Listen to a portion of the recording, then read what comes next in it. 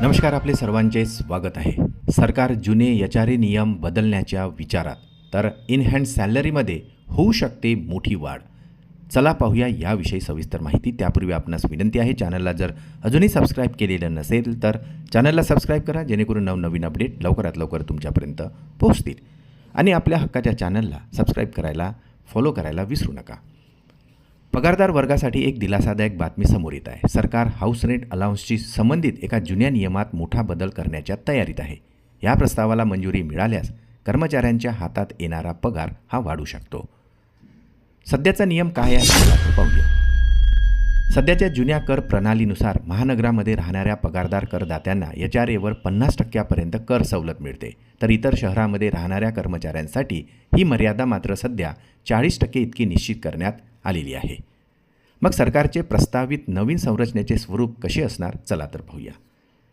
प्रस्तावानुसार एचआरए सवलतीची नवीन व्यवस्था ही पुढील प्रमाणे राहू शकते. 50% एचआरए सवलत ही दिल्ली, मुंबई, कोलकाता, चेन्नई, बेंगळुरू, हैदराबाद, पुणे आणि अहमदाबाद अशा महानगरामध्ये असणार आहे.